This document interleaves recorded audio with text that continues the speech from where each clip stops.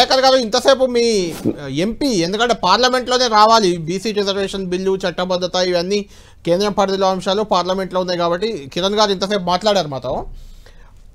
ఇక్కడ వస్తున్న విమర్శ ఏంటంటే మీరు ఇన్ని రోజులు ఏం చేశారు, 22 నెలల నుంచి కాలయాపన చేశారు, బీసీ బిల్లు తేలేదు, ఇది ఇక్కడ కాదు అని తెలిసి ఇక్కడే ప్రయత్నం చేసినట్టు చేశారు, ఇప్పుడు కేంద్రం మీద నెట్టేస్తున్నారు, బీజేపీ మీద నెట్టేస్తున్నారు, ఇలాంటి విమర్శ ఉంది. అసలు ఈరోజు బీసీ బంద్ మీపైనే అనేది బీజేపీ వాదన. దిలీపాచారి గారు చెప్తున్నారు ఈరోజు బంద్ ఎందుకు చేశారంటే రాష్ట్ర ప్రభుత్వంపై చేశామంటున్నారు. ఇటు బాలరాజ్ యాదవ్ కూడా కాంగ్రెస్ పార్టీ వల్లే ఇదంతా, కాంగ్రెస్ పార్టీ బీసీలకు అన్యాయం చేస్తుంది అంటున్నారు. మీరేం చెప్తారు? ఈరోజు తెలంగాణలో బీసీలో జరుగుతున్నటువంటి బిల్లు పైన ఒక ధర్నా కావచ్చు, ఈ కేంద్ర ప్రభుత్వానికి బీజేపీ ఎంపీలకు కనువిప్పు కలుగుతుందని మేము భావిస్తా ఉన్నాం.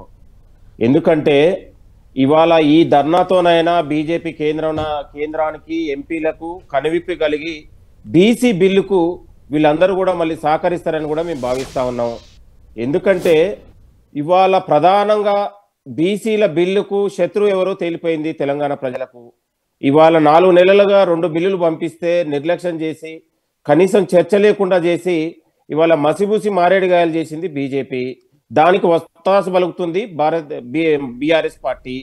కాబట్టి ఈ ధర్నా అనేది కేంద్రానికి, మోడీకి, ఇవాళ బీజేపీ కేంద్రానికి జరుగుతున్నటువంటి యుద్ధం అనేది ఇవాళ శాస్త్రీయబద్ధంగా చట్టబద్ధంగా కాంగ్రెస్ ప్రభుత్వం రేవంత్ సర్కారు ఇవాళ డెడికేషన్ కమిషన్ చేసి కులగణన చేసి ఒక చట్టబద్ధంగా ఇవాళ వ్యవహరిస్తే దాన్ని ఈరోజు ఇవాళ నిర్లక్ష్యం చేసింది బీజేపీ.